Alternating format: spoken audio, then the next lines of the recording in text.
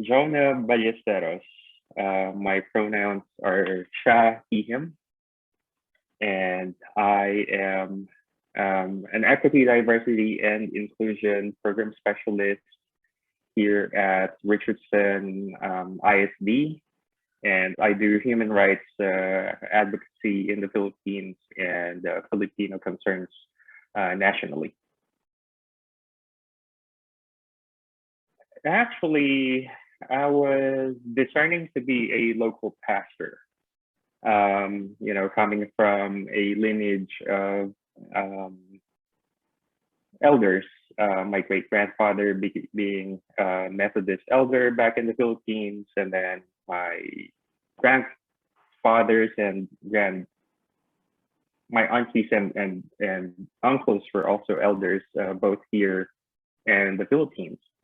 But while I was the youth minister back then, I had an opportunity to meet Reverend Israel Albaran personally, and we were talking about justice topics, and he was like, "Hey, why don't you? It sounds like you're gonna like this order, much better than being a local pastor, and go ahead and check out Home Missioner." And so I went back home and I opened the Christian as minister, and it was right there.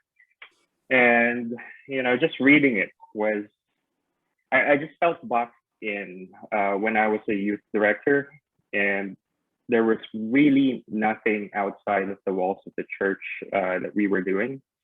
And so when I read the Deaconess Home Missionary and says, directed towards the world, and saying alleviating pain or suffering, and all this eradication of injustice, I was like,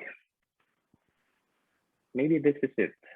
So yeah, that drew me big time. I describe Deaconess Home Missioner a loving, serving, justice-seeking community of courageous humans who serve as the hands and feet of God to the world. I think what's unique about my call as a DHM is that I don't have to stop in the ministry of service. It's so huge. I mean, I can continue on the ministries of love and justice as well. I think that's so unique because it doesn't stop me from just doing one thing.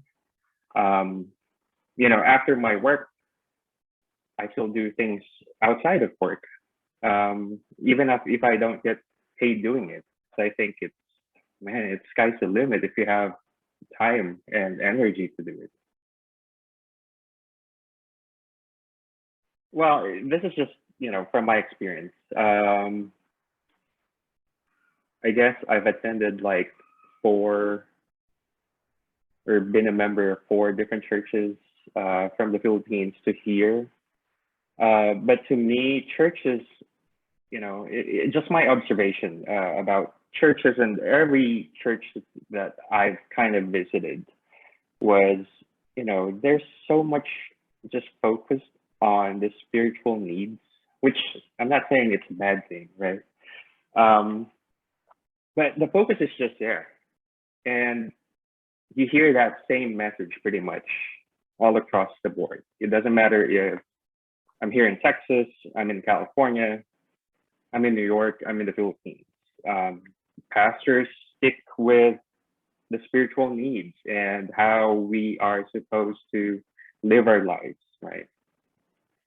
But our spirit and our physical aren't two separate entities, right? And so for me, the order of the deaconess, in my opinion, can reconcile the needs of our body and soul, right? So since they're not separate entities,